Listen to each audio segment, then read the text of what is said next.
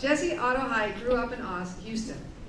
She was both an undergraduate degree and an MA in art history from the University of Texas at Austin. As a graduate student, she began her 29-year career at the Blanton Museum. During her tenure at the museum, she was the director of the museum for 15 years, during which time the new buildings were funded and constructed and 2 significant collections were acquired, the Sweda Manning Collection and the Leo Steinberg Collection. She retired in 2008 and is currently serving on the Board of Trustees at St. Stephen's Physical School and as a member of the Advisory Council for the School of Human Ecology at UT. Welcome. Thank you. Okay, so back to, it was good for me to sit down and think for a moment about how museums serve collectors. And I think there may be a lot of things that the general public, non-collectors or people who are just starting to collect, there are a lot of things that museums have to offer. So I thought I would start kind of at the very beginning. And you know, if you're an established collector, that's one thing. If you're just starting out and want to collect something, a museum is a wonderful place to familiarize yourself with what is out there. So if you're in Austin and you go to the Blanton, you can find American art, 20th century American painting and sculpture, Latin American art, 20th century painting and sculpture, old master paintings, prints, 17,000 prints that cover a great deal. And we also collect I'm always in the president of the Blanton, although I've been gone 7 years, the contemporary art. So if any of those are of interest to you, that's a great place to start. If those things are not of interest to you and you have an interest, figure out where the museums are that hold those collections. And if you can go there and visit them and see them and become friends with the works that you really love. If you can't go there, more and more museums' websites are becoming great repositories of not only images, but information about the works of art. So it's a great way to start.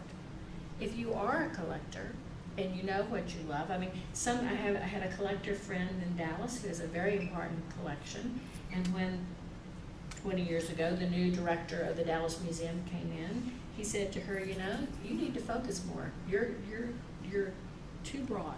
And if you really want to build a great collection, you need to hone it in and figure out how you're going to, focus this. So even experienced collectors can still, use advice.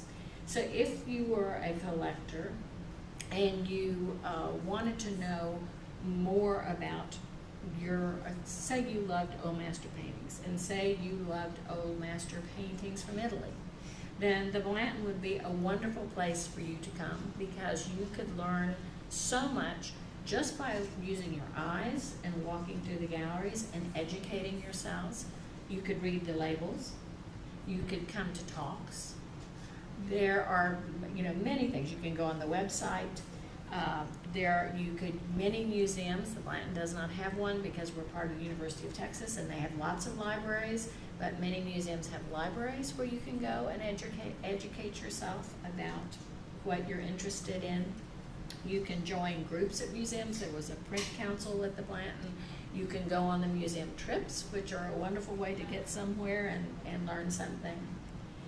But after you've kind of done those steps, then what you really want to do is you want to meet the curators, because the curators are the people who really know their field, and you want to find the curators in the area where your interest lies. And those curators want to meet you.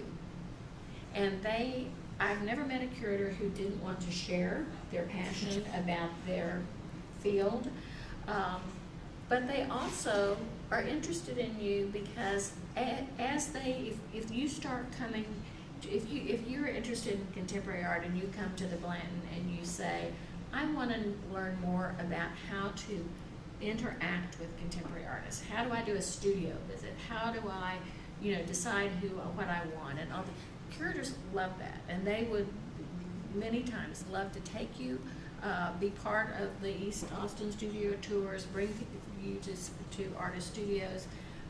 They would also share with you, just their knowledge and ways to access more information about that artist. They also would hope that if you were a serious collector and you appreciated what they were doing, that you might then donate some of your collection to the Blanton or to the museum you were working with. You might leave a piece, doesn't have to be the whole collection, doesn't have to be museums work with collectors of all levels, and so it doesn't mean that you have to be someone who has a collection that could end up at the Metropolitan Museum of Art. It means that you have a collection that is thoughtful and carefully chosen. So working with them can be a really quid pro quo. It's something for everyone. It works well. And let's see if I missed anything else. Okay, the other things that curators can help you do is they can introduce you to how auction houses work. We have had our curators, I know, sit on the phone and with collectors who have never bid at auction before and have them do the bidding. They can introduce you to dealers who carry the works of the artist you're interested in, galleries. You can travel with them to places and collections that you might not have access to, on your own. There's also another part of museums that you probably don't think about, and museums have extensive archives on the artists that they have in their collection. And they are open to the public. They are usually overseen. If there's a library, then they're usually in the library. If they're not, then they're usually overseen by the registrar, who is the person who's responsible for keeping track of all the works of art, arranging shipment, that kind of thing. They also usually have the files, so they're extensive artist files usually on the work that is there.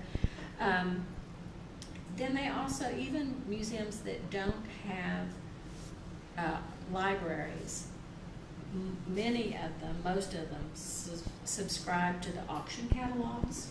So you can see what has been sold at auction lately. You can see what the pricing on that is. And certain areas like prints and drawings, there are books that are published every year that list the sales of the works and how much they cost and all of that. So I think that starting at the very top by just walking in the door and looking and seeing what you like and seeing what your local museum or any other museum has as a starting place. But the more involved you get and the more involved you get in collection, I think that you really should keep in mind, I hope you will keep in mind, that museums can be a great resource to you in helping you build your collections. Thank you, Jessie.